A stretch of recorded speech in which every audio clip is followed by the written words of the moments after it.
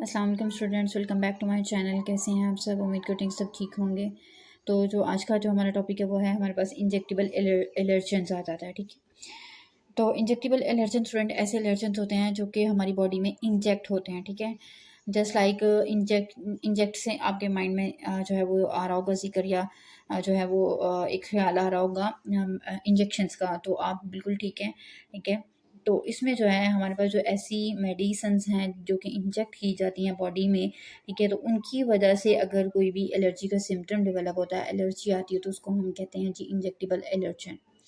उसके बाद आ जाता है जी सेकंड जो इंजेक्टेबल एलर्जन है वो हमारे पास इंसेक्ट स्टिंग है। यानी कि आप कह लें कि ऐसे इंसेक्ट, ठीक है, जो जिनके काटने से जो है वो बॉडी के अंदर जो है वो इन्फ्लामेटरी या एलर्जी कंडीशन डेवलप होती है। ठीक है, तो इस तरह की जो एलर्जन्स हैं इनको हम इंजेक्टेबल एलर्जन्स कहते हैं। नेक्स्ट हमारे पास इसके सिम्टम डिस्कस किए हुए हैं कि इनके जब इंजेक्ट होने से सिम्टम कौन से आएंगे। तो सबसे पहले जो मोस्ट कॉमन है स्टूडेंट, वो उसमें आ जाता है हमारे पास इचिंग आ जाता है, यानी खारिश होगी। हाइव्स है, हाइव्स आपको लास्ट लेक्चर में भी बताया था कि बॉडी के ऊपर जो है वो इन्फ्लामेटरी पैचेस बन जाते हैं। ठीक है, over most of the body. ठीक है, पूरी बॉडी के ऊपर।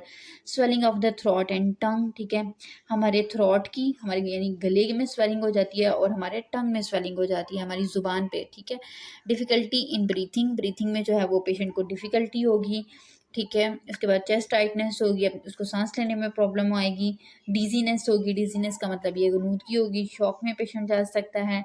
लॉस ऑफ कॉन्शियसनेस, कि वो जो है वो अपना कंट्रोल, अपना होश आवास खो बैठता है।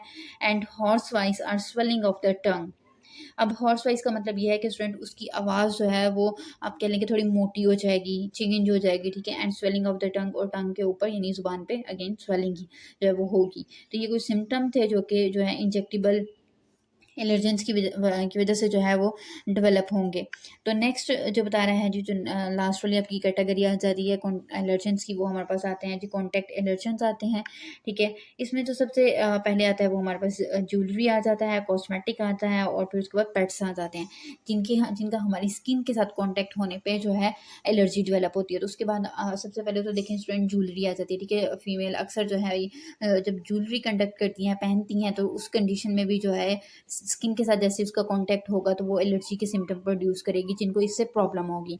अब ये देखें स्टूडेंट, की सारी चीज़ें ऐसी हैं जो कि कॉमनली हर बंदा यूज़ कर रहा होता है, लेकिन कोई एक ख़ास पर्सन होगा, स्पेसिफिक होगा जिसके अंदर जिसको इनसे प्रॉब्लम होगी। ठीक है, तो वो जो है चीज़ उसको अफेक्ट करेगी, उसके लिए एलर्जी बन जाएगी। अब कॉस्मेटिक की कोई प्रोडक्ट यूज़ करने की वजह से हो सकता है, या पेट्स, जैसे लोगों ने घरों में डॉग्स या कैट्स वगैरह को जो है वो पेट रखा होता है, तो जैसे ही उसके साथ कॉन्टेक्ट होगा उनकी स्किन के साथ, तो जो है वो पर्सन के अंदर जो है वो एलर्जी जो है वो डेवलप होगी। यहाँ पे ये देखें आप, डायग्राम में भी चेक करें कि ये देखें ज्वेलरी की वजह से कैसे स्किन के ऊपर जो है वो रेडनेस हो गई हुई है। ठीक है, ये इधर देखें, ये भी स्किन के ऊपर है। ठीक है, ये सारे के सारे रेड कलर के पैचेस से बन के हाइव्स फॉर्मेशन हो गई है। ठीक है, तो ये जो है एलर्जी के सिम्टम जो है इस तरीके से प्रेजेंट करेंगे पेशेंट पे।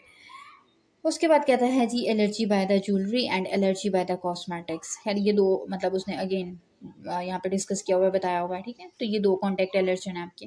उसके बाद आ जाता है व्हाट इज़ एनिमल एलर्जन। अब एनिमल एलर्जन यानी कि जो कॉन्टैक्ट एलर्जन है उसमें बताता है कि allergen found in animals are common cause of the allergic reaction. कहते हैं कि जो एनिमल्स की बॉडी के ऊपर जो एलर्जन्स होते हैं, जिनकी वजह से ह्यूमन बॉडी के ऊपर एलर्जी डेवलप होती है, उनमें जो सबसे कॉमन है वो यहाँ पे डिस्कस किए हुए हैं। एक तो उसकी अपनी स्किन होती है। ठीक है, डैंडर होता है, डैंडर खुश्की को बोलते हैं, स्लाइवा। ठीक है, एंड यूरिन। ठीक है, तो ये जो है ये आपके पास चार चीज़ें हैं जिनका जब जो एलर्जिक पेशेंट होगा उसके साथ कॉन्टेक्ट होगा तो ये जो चीज़ें हैं एलर्जी प्रोड्यूस करेंगे। और ये मोस्टली स्टूडेंट इनके अंदर प्रोटीन प्रेजेंट होती है, जिसकी वजह से जो है ना एलर्जी डेवलप होती है। तो ये थी स्टूडेंट आज का छोटा सा हमारा रह गया था पोर्शन एलर्जेंस का। तो इंशाल्लाह अब अगले चैप्टर में जो है वो हम देखेंगे टाइप्स ऑफ हाइपर सेंसिटिविटी। ये भी जो है वो इम्पोर्टेंट टॉपिक है। तो इंशाल्लाह चलिए ठीक है जी, अपनी दुआओं में याद रखिएगा। अल्लाह हाफिज़।